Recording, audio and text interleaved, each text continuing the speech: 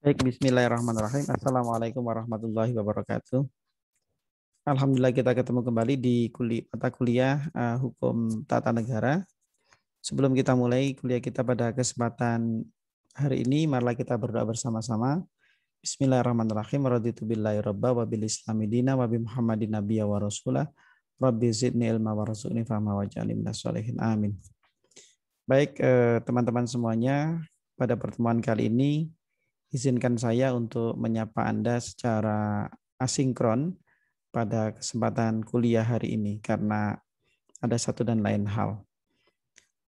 Pada pertemuan hari ini kita akan melanjutkan pembahasan yang kemarin sudah sempat saya bahas mengenai pembentukan lembaga-lembaga negara bantu atau State Auxiliary Organ atau biasa juga disebut juga dengan istilah State Auxiliary Body.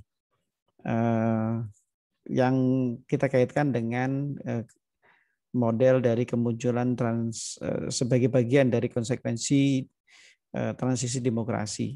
Ya. Nah, sebelum masuk ke transisi demokrasi, ini ada pertanyaan dari salah seorang rekan kita di kelas ini. Saya tidak sebutkan namanya, saya sebutkan saja nomor NIM-nya 2041008 sekian-sekian. Ya, dia bertanya, apakah transisi demokrasi yang Bapak jelaskan memiliki pengertian bahwa apabila transisi demokrasi tersebut tidak sepenuhnya dipersiapkan dan terlalu panjang, dapat memicu distorsi dalam pelaksanaan dan pencapaian tujuan negara. Contohnya saja Indonesia yang hingga saat ini dalam mencapai tujuan negara masih belum maksimal dan masih banyaknya regulasi yang bisa dikatakan belum dipersiapkan dengan baik.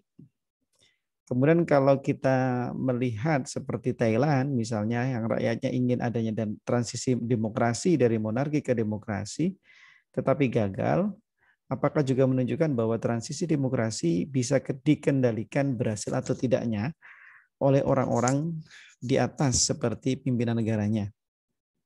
Mungkin maksudnya orang di atas itu elit-elitnya. Terima kasih Pak Ana dan mohon maaf sekali karena telah mengganggu waktunya.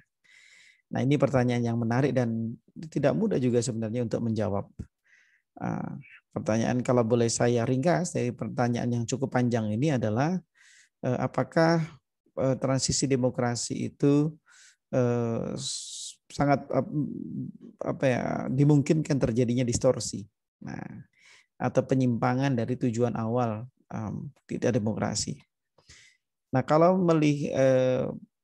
menjawab pertanyaan tadi itu, saya boleh katakan bahwa sebenarnya transisi demokrasi itu atau munculnya demokrasi itu kalau kita meminjam apa yang pernah ditulis oleh Rusli Karim, ya dia mengatakan bahwa demokrasi itu akan tumbuh berkembang, ya tumbuh berkembang itu di atas, ya bisa dikatakan di atas lahan yang memang sudah disiapkan.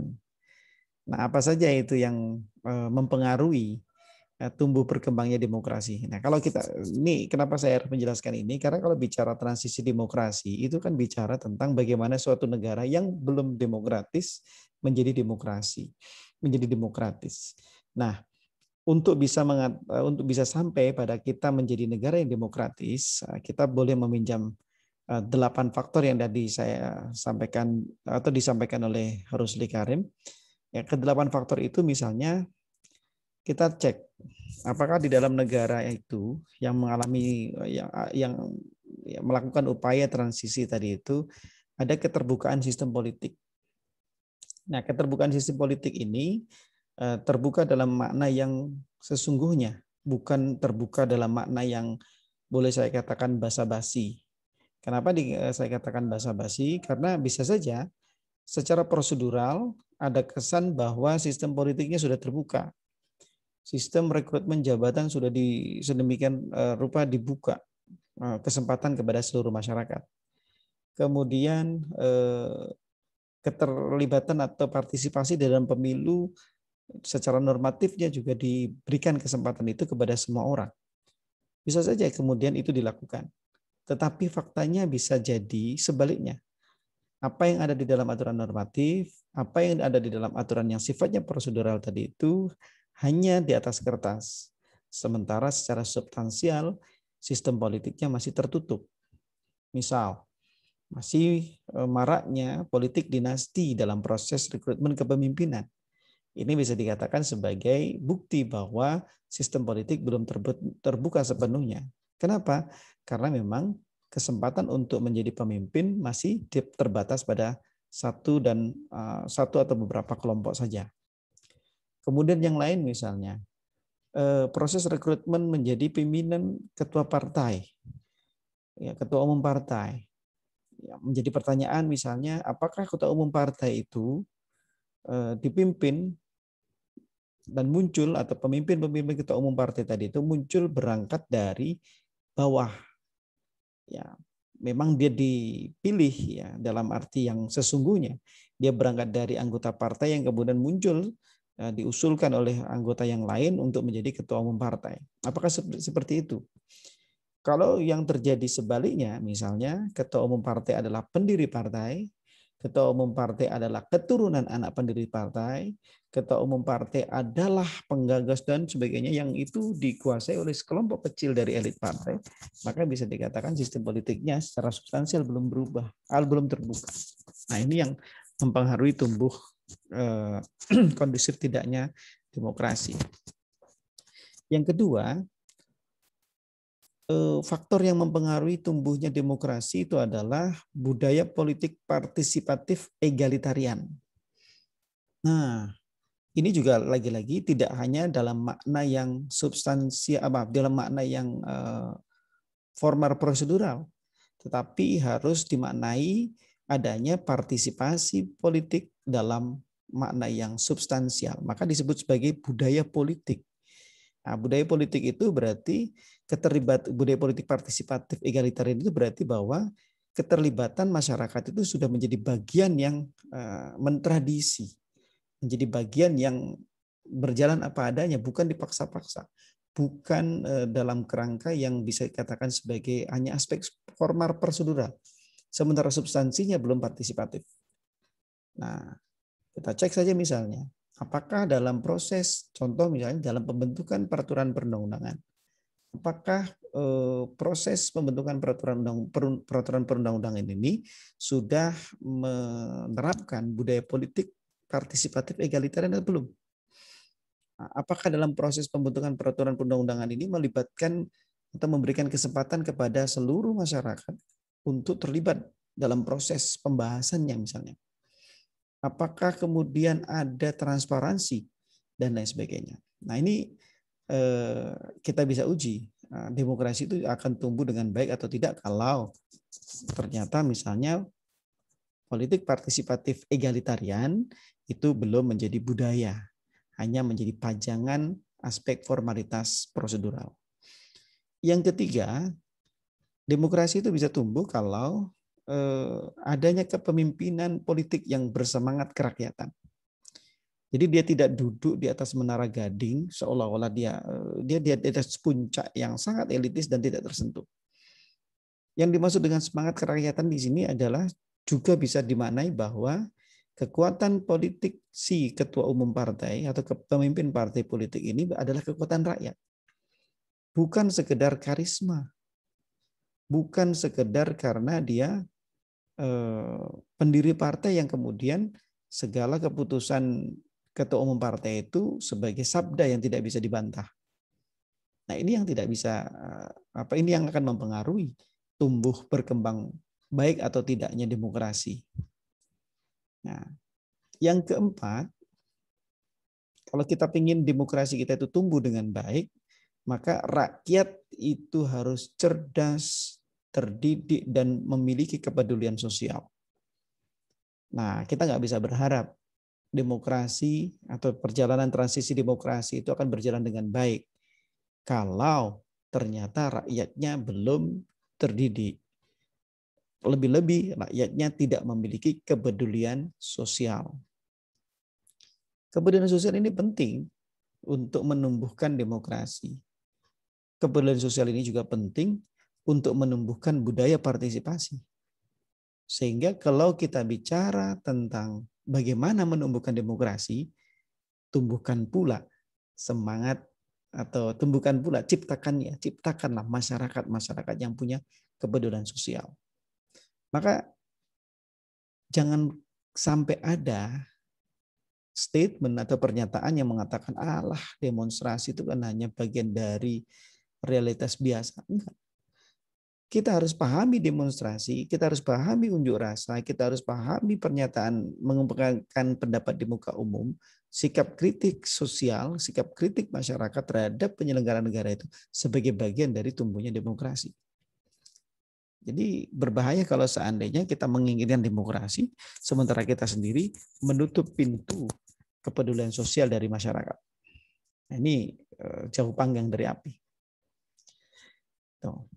Yang kelima, kondisi penting untuk menumbuhkan demokrasi itu adalah partai politik yang tumbuh dari bawah. Nah, ini yang saya katakan tadi, tidak elitis. Partai politik itu memang berangkat dari keinginan masyarakat, sekelompok masyarakat yang menginginkan pembentukan sebuah entitas politik, kemudian membentuk sebuah organisasi politik yang namanya partai politik. Bukan karena keinginan satu individu elit, yang kemudian satu dua atau beberapa individu elit tadi itu mendeklarasikan diri membentuk partai politik. Kemudian mengklaim bahwa ini adalah partai politik milik rakyat, padahal dalam kenyataannya kemudian semua kebijakan diambil alih dan dipegang kendalinya oleh elit-elit itu. Nah, kalau sudah begitu jangan bicara soal demokrasi. Secara prosedural mungkin gitu demokratis dengan tumbuhnya banyak partai politik. Tetapi secara substansial kita belum menemukan esensi demokrasi yang sesungguhnya. Nah, itu yang kelima. Nah, sekarang yang keenam. Demokrasi akan tumbuh ketika ada penghargaan terhadap formalisme dan hukum. Ya, keadilan sosial, keadilan hukum ditegakkan. Bukan semata-mata hukum digunakan sebagai alat kekuasaan. Tajam ke bawah, tumpul ke atas. Kalau sudah demikian, bagaimana mungkin demokrasi bisa tumbuh? Ya, kita nggak bisa berharap demokrasi tumbuh ketika penegakan hukum itu hanya bisa berjalan untuk menyingkirkan orang-orang yang tidak sepaham dengan kelompok penguasa. Sementara ketika berkaitan dan menyinggung kepada kelompok penguasa, hukum seolah-olah tidak berdaya. Nah, kalau sudah demikian, kita bisa berharap bahwa hukum itu akan berjalan. Kalau hukum tidak berjalan, maka jangan berharap pula demokrasi akan jalan. Karena demokrasi itu juga ditentukan bagaimana hukum itu bekerja. Terlebih lagi kalau kita bicara hukum yang dikehendaki keberadaannya oleh masyarakat. Yang ketujuh, tumbuhnya demokrasi itu kalau kita sudah punya masyarakat sipil yang tanggap dan bertanggung jawab. Nah, di sini pentingnya peran masyarakat. Jadi kita nggak bisa mengatakan demokrasi itu hanya menjadi tanggung jawab pemerintah, menjadi tanggung jawab elit politik, menjadi tanggung jawab rezim penyelenggara negara, menjadi tanggung jawab kampus, enggak. Tetapi ini menjadi tanggung jawab seluruh masyarakat. Masyarakat sipil harus tanggap. Masyarakat sipil juga harus punya rasa tanggung jawab untuk bagaimana menciptakan demokrasi ini dengan sebaik-baiknya. Ketika ada persoalan atau problem-problem politik, taruhlah misalnya dalam proses pembentukan suatu undang-undang, kita menemukan ada kejanggalan dalam proses pembentukan undang-undang.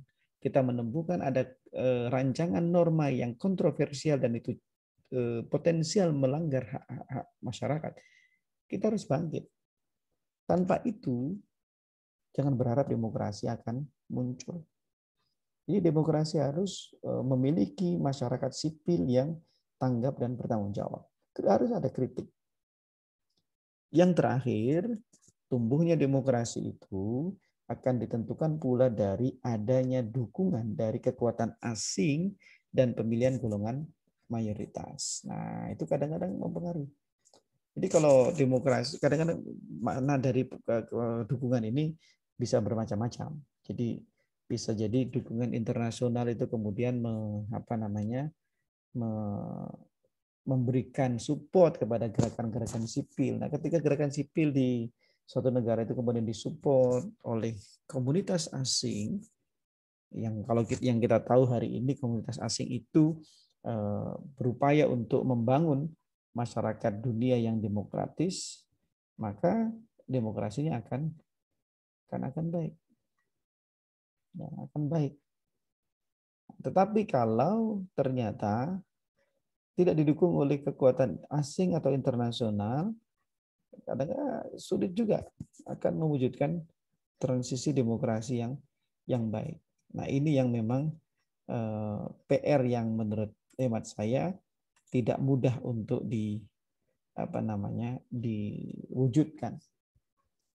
Nah, ini yang sedikit diskusi yang ingin saya sampaikan untuk menjawab pertanyaan dari tadi yang salah satu mahasiswa kelas kita yang kaitannya dengan transisi demokrasi. Nah, dengan jawaban tadi bisa disimpulkan bahwa bisa saja dan sangat mungkin terjadi transisi demokrasi itu kemudian menyimpang.